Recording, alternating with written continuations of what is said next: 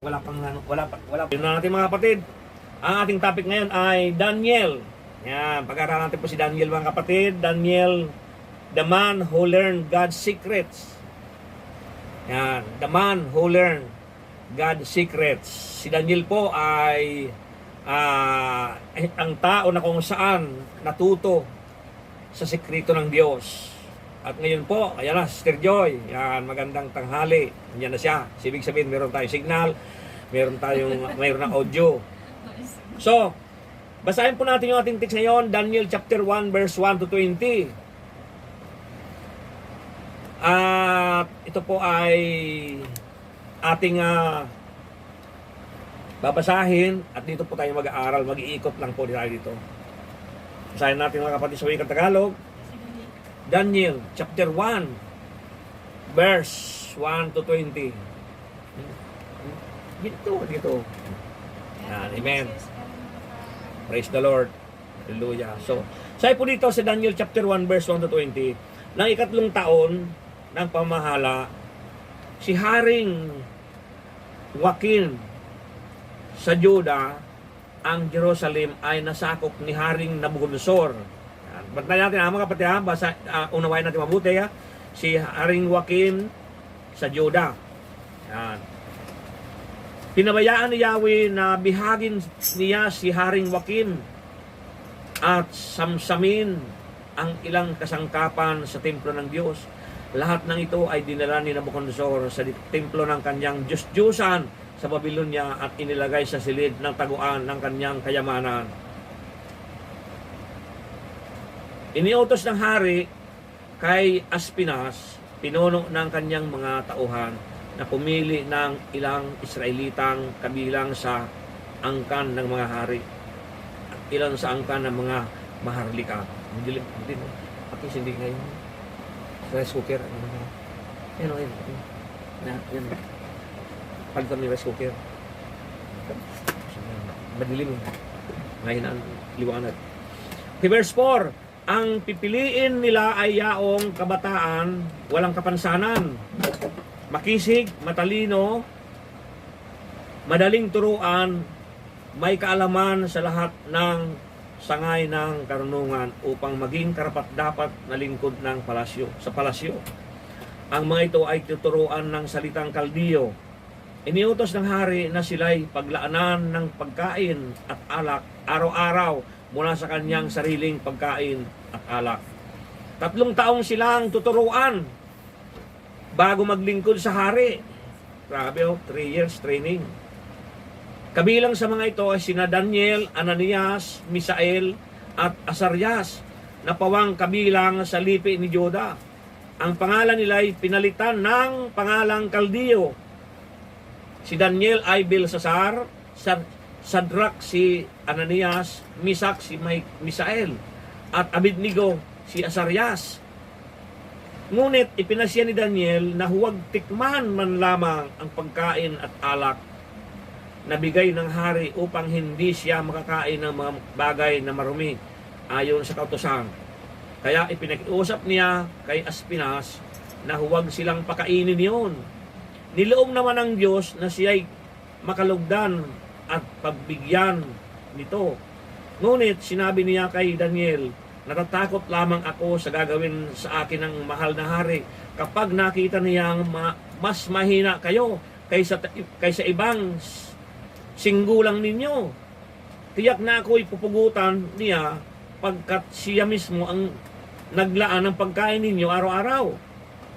Dahil dito, lumapit si Daniel sa bantay na nangangalaga sa kanila. Sinabi niya, subukan ninyo kami sa loob ng 10 araw. Gulay lamang at tubig ibigay ninyo sa amin. Pagkatapos, pagparisin ninyo kami ng mga kasinggulang naming pinakakain ninyo ng pagkain bigay ng hari. At tingnan ninyo ang magiging resulta. At sinubok nga sila sa loob ng 10 araw. Nang sila'y pagpaparisin, pagkaraan ng 10 araw, nakitang mas maayos sila at malusog kaysa mga kasinggulang nilang pinakain ng pagkain ng hari. Kaya gulay at tubig na lamang ang ibinibigay sa kanila sa halip na pagkain at inumin ng hari. Sarap no. Pagkain ng hari. Niloob ng Diyos na silang apat ay matuto ng lahat ng uri ng kaalaman. Bukod dito, si Daniel ay binigyan pa ng kaalaman tungkol sa pangitain at panaginip. Pagkaraan ng 3 taon, itinakda ng hari sa pagsasanay sa kanila ang lahat ng kabataang pinili ni Aspinas ay ipinaharap niya kay Haring Nabucodonosor. Isa-isa silang kinausap ng hari, ngunit nakita niyang nakahihigit sina Daniel, Ananias, Misael at Azarias.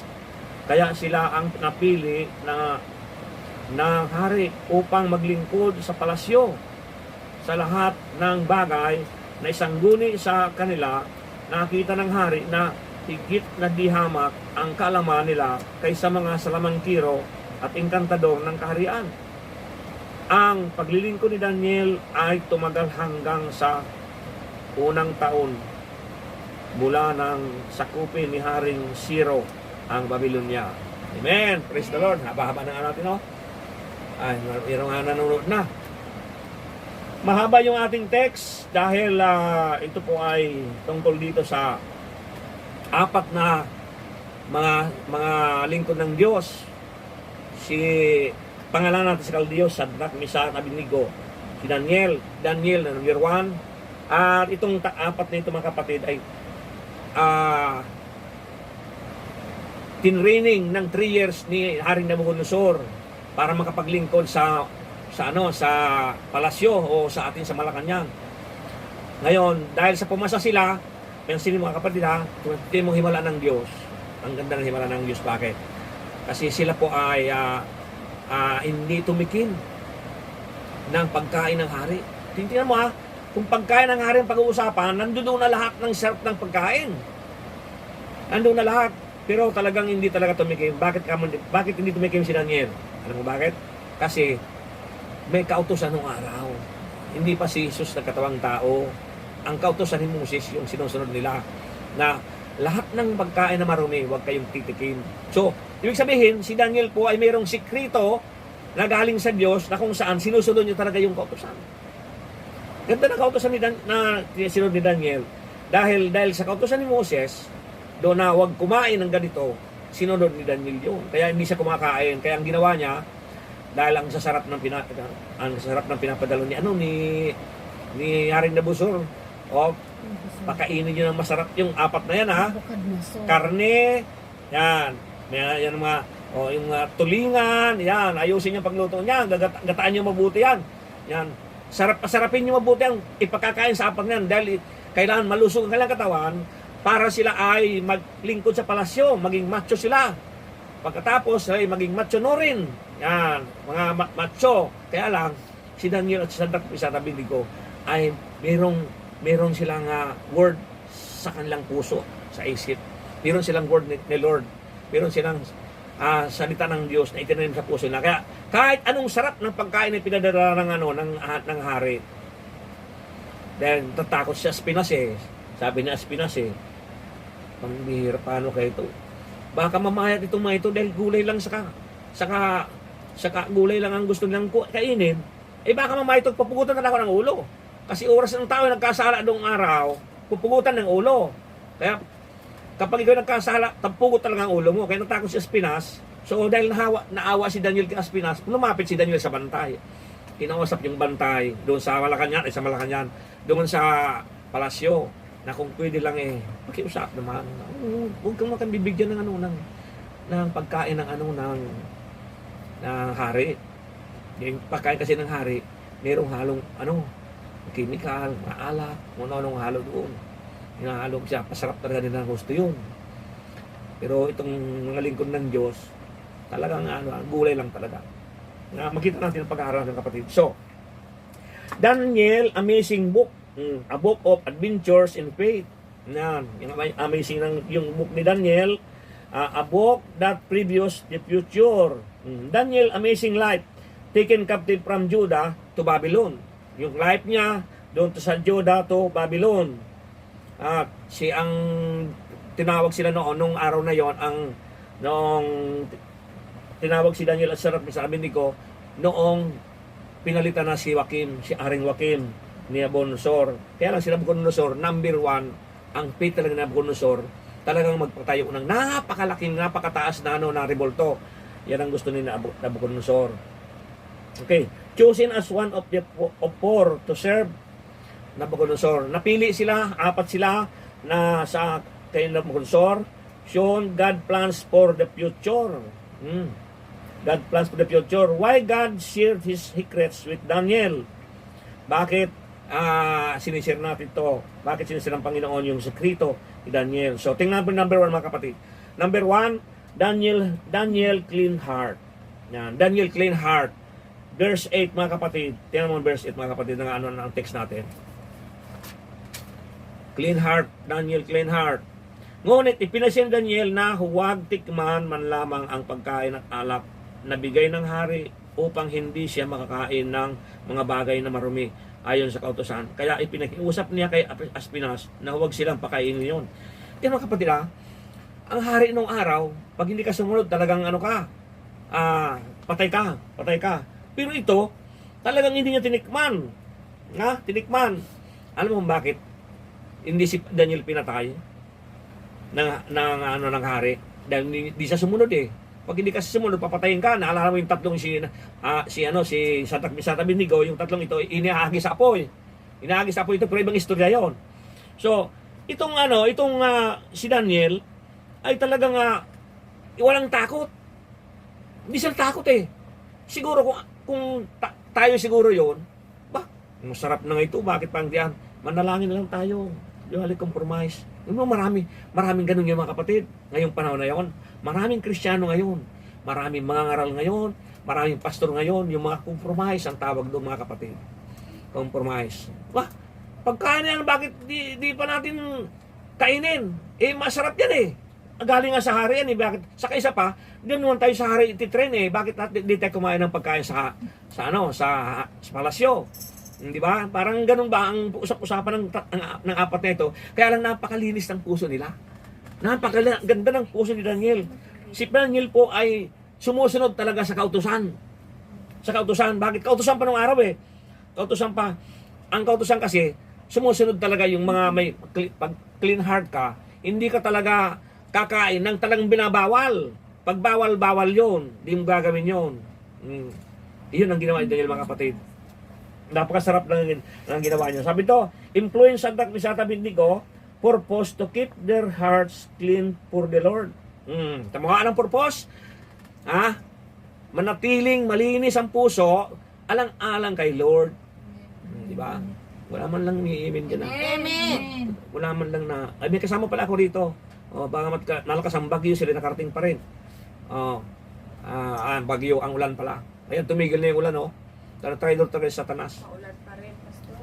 Traidor si Satanas. Pero mabuti pa rin ang Diyos. Kasi ang lahat ng bagay may purpose ang Diyos. Si Satanas traidor talaga pinatigil niya noong nangangaral na ako Doon kasi kami dapat sa baba. So, anyway, talagang kilalanin tayong mabuti ang traidor na ito. Na kung saan talagang pati mga miyembro pinalangoy yung mga paa, yung mga buta nila, yung mga rubber shoes nila sa tubig kanina.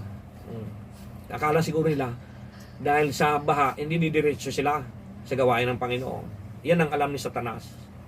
Hindi ko pa didiretso yung mga ito. Narinig nila na talagang ang aral ngayon ay talagang paglilinis ng puso. Narinig na ngayon, pag malinis ang puso mo, kahit ano mangyari, hindi ka papatayin. Kaya si Daniel, talagang kahit ano mangyari, hindi niya tinikman ang bawal. Di ba? Ngayon, mahihilig kayo tumikim sa bawal, bahala kayo. Sabi dito mga kapatid, purpose to keep their hearts clean for the Lord.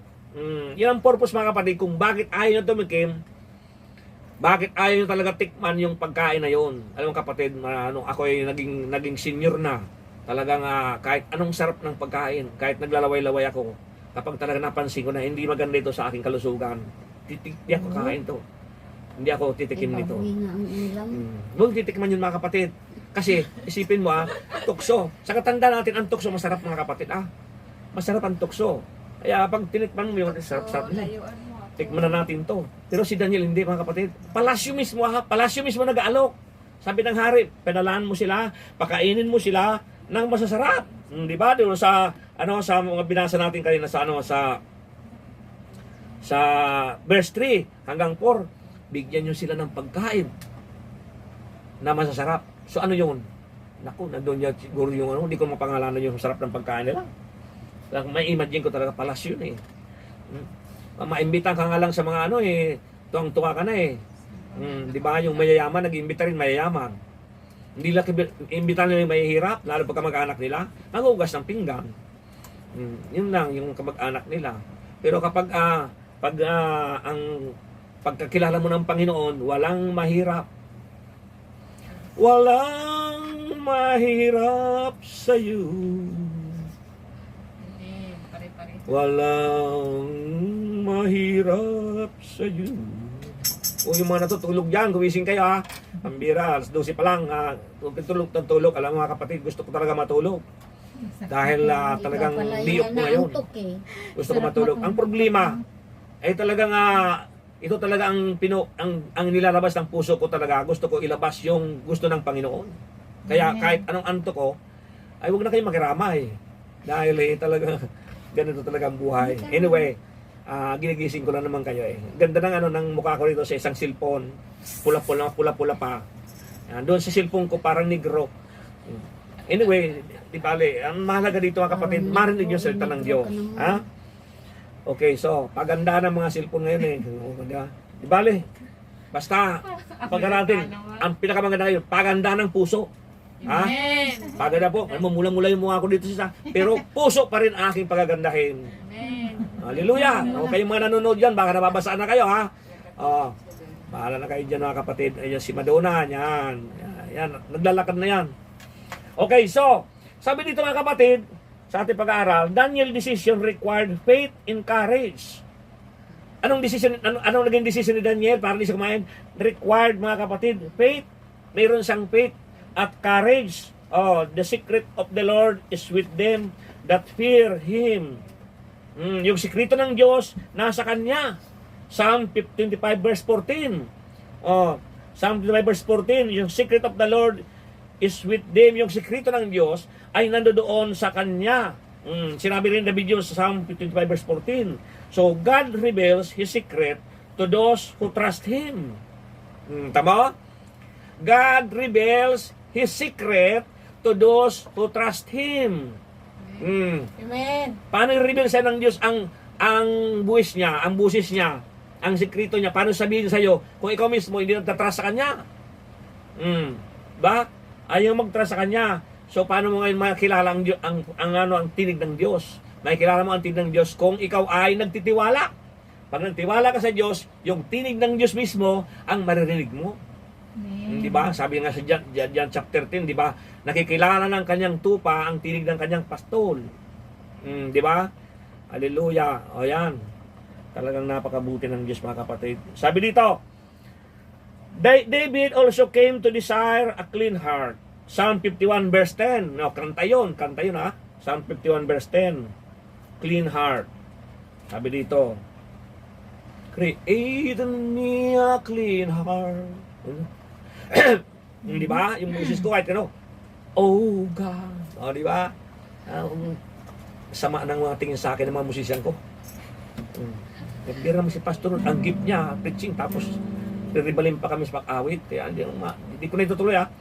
Okay, so, kaya mga kapatid, Daniel decision affected his choices in life. In life, he would refuse the king wine and meat. May alak palang kasama yun. He refused the king. Nirefuse niya the king's wine and meat.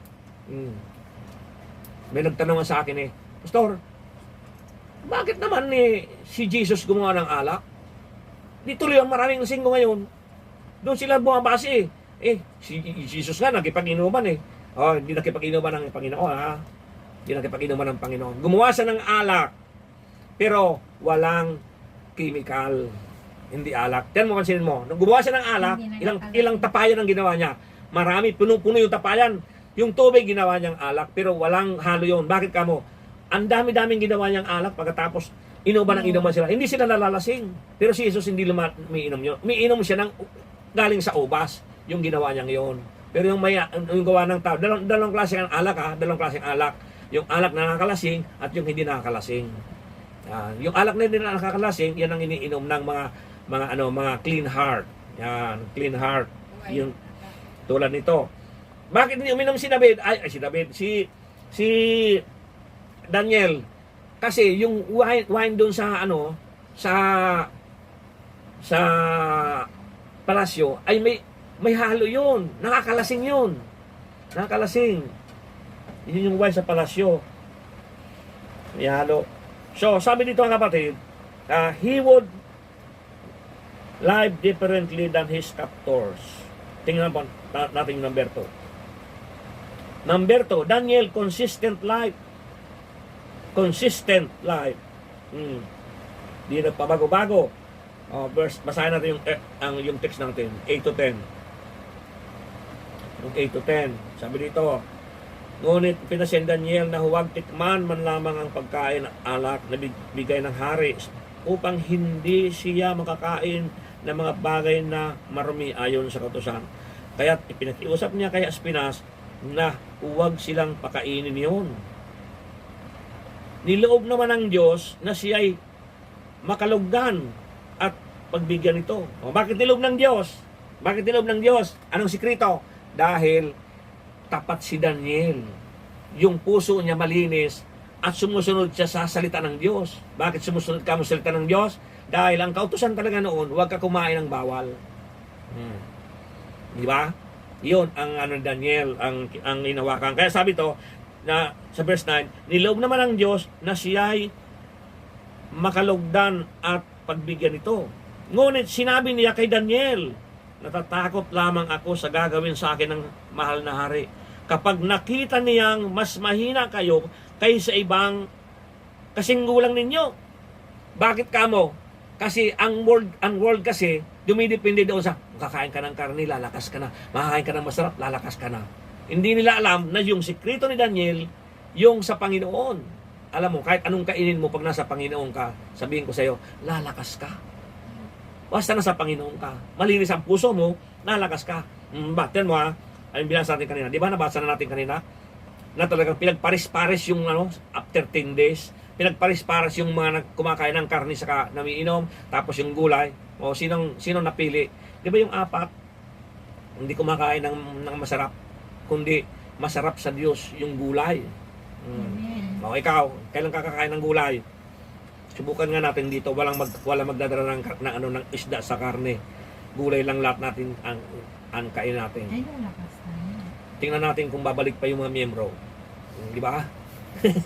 Para namang pagkain lang ang ipinunta ng membro. Mas maganda nga kung Gulay lang lahat. Nako, ano ba naman yan? Bakit ganun kay pastor? Gulay na lang ang kinakain lagi. O, di ba? Namamayat na kami. Diba? Sabi dito, Church lang tayo dahil sa pagkain, ha? natatakot lamang ako sa gagawin sa akin ng mahal na hari kapag nakita niyang mas mahina kayo kaysa ibang singgulang ninyo. Pare-pareng edad nila. Tiyak na ako'y papupugutan niya pagkat siya mismo ang naglaan ng pagkain ninyong araw-araw. Ano mo yan? Alagang-alaga. Alagang-alaga ng hari talaga si Daniel. Yun mo, araw-araw yun, oh. Tapos yun, pag hindi sumunod yung nagdadala ng pagkain, papugutan. Bakit nadamay na yung nagdadala ng pagkain? Niligtas ng Panginoon. Niligtas na siya. Bakit? Kasi si Daniel, maganda yung kanyang puso. Kaya pag ikaw dumikit ka sa magandang puso, tiyak gaganda rin ang puso mo. Amen. Di ba? Pero kung dikit ka ng dikit yan sa maraming puso, marami rin ang puso mo. Anong pinakamaraming parte ng tao? Di ba puso? Puso ang pinakamaruming. Kaya gusto ng Panginoon palitan sa Ezekiel 36:26. Ang sabi ng Panginoon, papalitan ko yung puso niyong bato ng pusong mamon. Di ba? Mamon ba ang sinabi Master Marie? Hindi naman yata mamon, pandisal. So, mga kapatid, ganun mga kapatid, pero may mas marumi pa sa puso. May pangalawang marumi pa sa tao. Mm. Mas marami ang dila kaysa puso. Ang puso hindi tinutulungan ng kamay eh. Yung dila. Pag sinabi ko, Puso. Kasi iitakin kita, Sister Mare. ilalabas mo. Di ba? Iitakin kita. Dila nagsalita ng dila. Yung itak, paano? Di kawakan ng kamay, itakin kita, di ba? Katulong ng dila yon. So, Puso ang dumi. marumi at inilalabas. yung puso naman kasi, yung pumapasok diyan hindi marumi. Yung lumalabas ang marumi. Kung babasahin si Biblia, talagang yun ang doon ang pagpapaliwanag ng Biblia na talaga ang lumalabas sa puso, yun ang delikado. lumalabas sa bibig. Yung lumalabas sa puso, nakakahawa yun. Ba? Nakakahawa yun. Lumalabas sa puso mo. Pero yung pumapasok, hindi. Kasi pag pumasok sa puso, pumasok na sa bibig mo, idudumi mo na yun. Pero yung lumalabas, makakahawa yun. Alam mo, uuwi ako next year, wala akong kapera-pera. Di ba? Ngayon, narinig ngayon ng isang kungyang, alam mo, uwi daw siya sa next year, walang kapera-pera. May nakarinig na naman. Alam mo, di ba lipat ng lipat yun? Nakakahawa. Di ba? Nakakahawa yun. Di ba ba yan? Dumi. Nakakahawa yun. Lipat ng lipat yun eh. Alam mo, sabi na wala siyang pera. Tapos, bakit nakauwi siya? May pera naman siya eh. Alam mo, nagsana ng passport yun. Di ba? Di ba? Ganun karumi ang puso, mga kapatid. Lalabas sa bibig. Baka yung kusan lang pa. Di hahawa yun. Pag alis sa bibig, hahawa yun. Transfer na yun. Pero si Daniel, mga kapatid, hindi. Basta mali sa puso natin, hindi tayo tutokso tungkol dito. So, tingnan mga kapatid sa ating pag-aaral. It is not far from resolution to reality. The reality. Testing is sure to follow the testimony. Si Daniel requested to excuse from taking this food and drink. Requested to excuse. Di ba? Consistent, mga kapatid. Talagang pag sinabi ni Daniel na itong gagawin, talaga mangyari. Hindi siya nagbabago. Hindi nagbabago. Consistent. Talagang yun lang talaga ang pag sinabi niya talagang hindi ako kakain. May isang salita.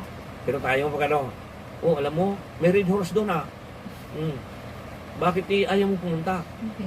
Diba? Kristiyano na yun may birthday doon, may birthday. Birthday. Pero tayo mga kapatid, pag tayo lumalago Tama na, na lang yung great. lagi natin unahin si Lord. Papakinggan lagi natin ang voice ng Lord ng Hindi Panginoon. tayo marunong sumakay sa kabayo. Ang hinapin. Hallelujah. So, sabi ito, he respectfully stated his conviction.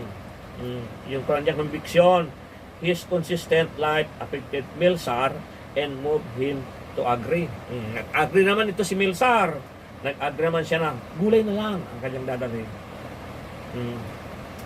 Kaya, nagkaroon sila ng pag-uusap na sumunod naman siya. Amen? Hallelujah. Praise the Lord. So, number 3. Ayan, last na tayo. Tapos na tayo, mga kapatid. Malapit tayo Malapit na tayo kumain ng karne.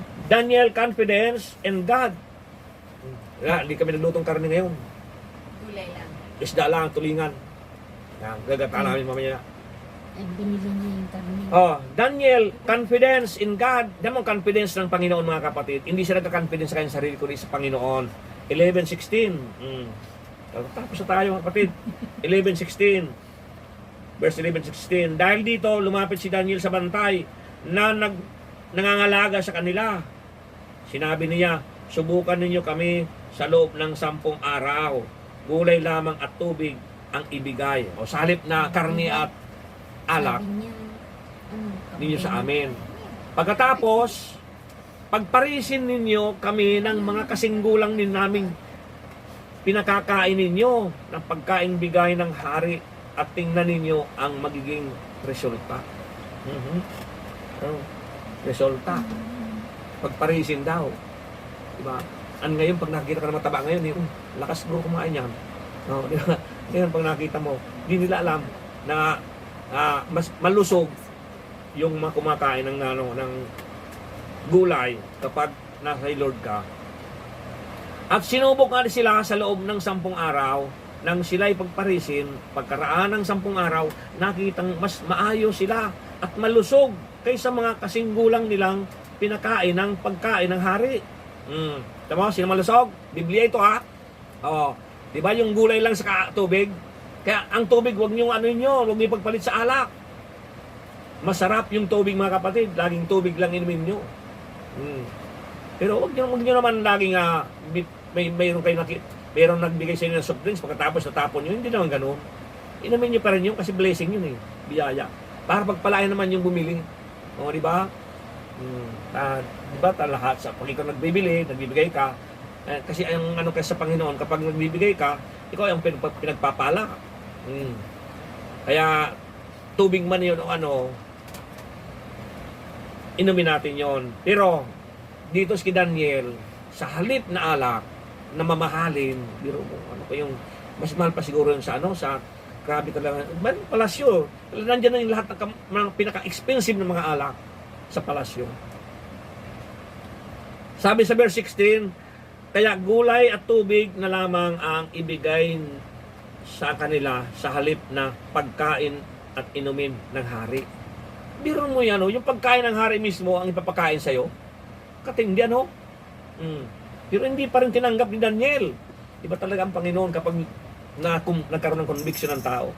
Walang magagawa ang kaaway kapag ang Panginoon na. Pero pagka 50-50 kang Kristiyano, sayang. Kunin na lang natin yun. Para naman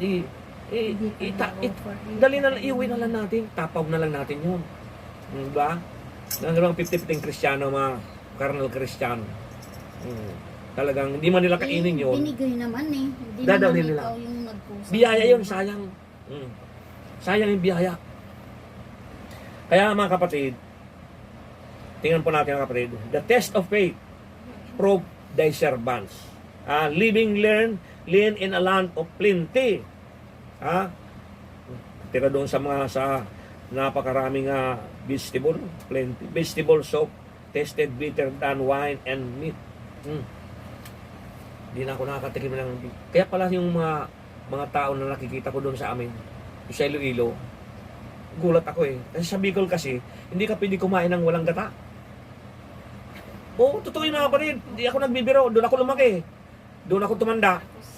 Oh, hindi pwede. Maging buko doon, pag ginulay mo, lalagyan ng gata. Pero sa Iloilo, nagtaka ako. Tubig lang, saka lagyan ng gulay. Tawagin laswa. Abay, ang sarap naman kako nito. Walang gata yun. Diba? Parang ganun yung inihingi ni Daniel. Yung gulay, lagyan mo ng tubig, pagkatapos pakuluin mo na. Oh, wala nga sinabing lagyan asin dun eh, sa Bible. Diba? Gulay lang daw.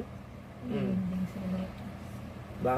Alam mga kapatid, pag si Lord kasama natin, sigurado ako, napasasarapin ni Lord yung panlasa mo. Panlasa mo. Pero kung ang dami-dami mong pera, kung ano-ano nang binibili mong pagkain, para lang gumanda ang kutis mo, di ba? Gumanda yung mawalang tikyawat mo, ang daming pera mo daming pera mo sa bangko, pero parang hindi ka masaya. Di ba? Parang hindi ka masaya. Makikita mo yung itsura Parang mo. lang naman. Kaya, paris-parisin mga kapatid yung kumakain ng karne sa kayong gulay. Paris-parisin mo. Parisin mo ang unbeliever sa kayong believer. Kung anong itsura. O, yung mga unbeliever, di ba rin tumawa na sa harap ng unbeliever. Makita lang, unbeliever, makita lang na believer eh. Ang sama ng tingin. Bakit? Kasi iba nakikita nilang espiritu. Ganun yung mga kapatid. Kaya, nung pagparis-parisin itong mga ito, si Sadak Misarabin si Daniel, ipinaris doon sa mga kaedad nila na kumakain ng karne at umiinom. Hindi napili ng hari. Sino ang kinanglingkod ng hari? Yung 4. Pero bago yun mga kapatid, alam mo, kawawa yung 4 na ito. Si Daniel, pinakain sa leon. Inulog sa kulungan ng leon. Ibang katapik naman natin yun. Daniel chapter 6 yun. Yung si Sadak Misara Bendigo, hinulog sa apoy. Pero sino mga namatay? Yung mga naghulog. sabi ni Haring Nabunason, sandali lang. Di ba tatlong pinahulog ko sa inyo? Bakit na nakikita ko 4? Ha? Halika nga kayo. Tingnan niyo mabuti. O, di ba? Ganun yung mga kapatid. Kaya ang sarap mga kapatid, kasi sa Panginoon ka, kahit ihulog ka sa apoy, hindi ka mamamatay. Pero wag mo sadyain. Alam mo na pala na apoy yun, bahala, tatalon ka. Basta, si Lord pag-iingat sa akin. Narinig ko sinabi ni Pastor, basta ako, clean heart, malinis ang puso ko. Tatalon ako sa apoy. Di ba? Hindi, mali yun. Mali. Sabihin, wag mo subukin ang Diyos. Alam mo na nga, tatalon ka eh. Di ba? Alam mo na nga, sa dagat may buaya, bakit ka tatalon? Ano naman ako ni Lord eh. Ingatan ako ni Lord eh. Pink. Di ba? Hindi ginagawa yung mga kapatid. Police ilaw. Kailangan para natin mag-ingat. So, yun mga kapatid, ang ating pinag-usapan. So, obedience to God. Obedience to God makes life sweet. Sweet. Obedience to God makes life sweet. Di ba? Sweet ang life mo kapag obedience mo sa Panginoon. Parang hindi ka nag-obey sa Panginoon. Ano ang life mo? Diba? Gulo. Gulong-gulo ka. Kung ano ang ginagawa ni Satanas. Kasi Satanas, manggugulo talaga yan. Walang ginawa manggulo. So, results of this test of faith in obedience. Daniel and his friends were healthier than the others. Anong resulta? Healthy. Naging healthy ang 4. Dahil sa healthy sila, lagi silang pinag-iinitan ng mga kasama nila sa palasyo. Lagi silang pinag-iinitan. Sinumbunga sila eh. Nung sinabi ni Masor, pagtunog ng trompeta ay trompeta. Pagtunog ng kampana, lahat Ay luluhod at sasamba sa malaking rebultong ito. Yung 3 ayaw. ayaw lumuhod. Nanatili nakatayo. Bakit? Kasi clean heart. May faith sila sa Panginoon. Hindi sila naniwala doon na luluhod din sila. Kahit utos ng pare yun eh. Utos ng hari yun. Hindi talaga sila lumuhod. Hindi sila lumuhod. Tayo eh. Okay. Distancing na. 2 na lang. Pambira yung hindi na tayo lalabas, hindi na tayo pupunta sa gawain ng Panginoon. Sa gawain.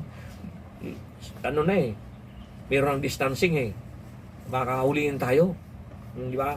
Kung ano na pumasok sa isip niya, takot, kung ano na, hindi na mag-service dahil daw, ihuliin na may ng gwardiya. Pero hindi. Itong 3 ito mga kapatid, si Sadak, Misat, Abednego, talaga nanindigan. Pinatawag na yung 3 eh. Pinatawag ng hari, nangyari na Monsor.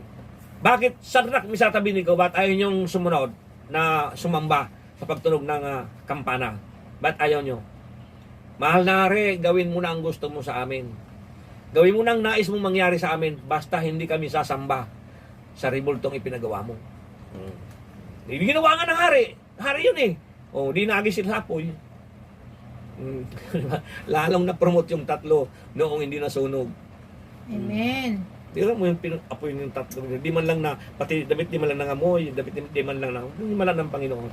Bakit? Dahil sabi na rin ng Basor, sinabi ko na sa yung 3 lang ihagis nyo. Sinong isang inagis nyo doon? Di ba? Wala. Jesus na doon sa kasama nila. Sinamahan sila ng Panginoong Isos na hindi sila masunog. Pinakita lang kaya rin na Basor yun. Kaya kahit saan ka pumunta, kapatid, kapag malinis ang puso mo, sasamahan ka ng Diyos.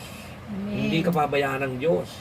Kahit mambaha yung nilusong mo, kung ang purpose mo talaga, pupunta ka sa gawain ng Panginoon, hindi ka mababasa. Mababasa yung damit mo, pero hindi ka mababasa. Ano ibig ko sabihin mababasa, mga kapatid? Yung hindi ka talaga tutuloy, dahil basang-basa ka na. Tutuloy ka pa rin. Bakit? Kasi yung puso mo, meron kang desire sa puso na dumiritso para ang Panginoon maparangalan, mapapurihan. Bakit? Amen. Kasi yan ang nais ng Diyos eh. Pag ang Panginoon lagi mong pinupuri at pinarangalan, hindi ka pabayaan ng Panginoon. Kapatid, hindi ka rin gugutumin. Di ba? Kangkong lang ulam mo. Gulay. Oh, di ba? Basta, linisin yung mabuti ang gulay. Yun lang naman, para masarap ang kainan, di ba? Amen. Kaya purihin ng Panginoon mga kapatid. Sabi dito, even the unbelievers saw the difference. Nakita niya ang difference. Kahit mga unbelievers mga kapatid. Those who live close to God learn His secrets. Lahat daw ng mga gusto talagang mamuhay sa Panginoon, pag-aralan nila yung sekreto ng Diyos para sa kanila. Amen. Mga kapatid, God gave this 4 faithful young men knowledge, skill, learning, and wisdom. Yung 4 na ito. Daniel was given understanding of the secret of God. Yun mga kapatid. Ang pinaka-the best, clean heart lang naman mga kapatid. Hindi yung ipapunta ka sa doktor, ipapirang. Tandaan natin mga kapatid, kapag tayo may karamdaman, ang nagpapagaling ang Diyos. Hindi ang doktor. Bakit ko nasabi na hindi ang doktor nagpapagaling? Kasi ang Diyos ang may-ari ng buhay mo. Ang Diyos din ang may-ari ng doktor. At ang Diyos din ang may-ari ng mga gamot. O di ba? Hindi siya nagpagaling yung doktor. Kaya manatili tayo manampalataya ang faith natin sa Panginoon.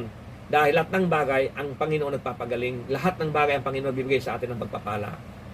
At lahat ng bagay ang Panginoon nag-iingat sa atin, mga kapatid. Lahat ng ating ginagawa, ang Panginoon ang gumagawa ng way. Hallelujah. Ngayon naalala ko tuloy nung ako umuwi. Nung namatay nanay ko. Ako, saan kaya ako tatakbo nito? Ang mahal ng mga bilihin dito.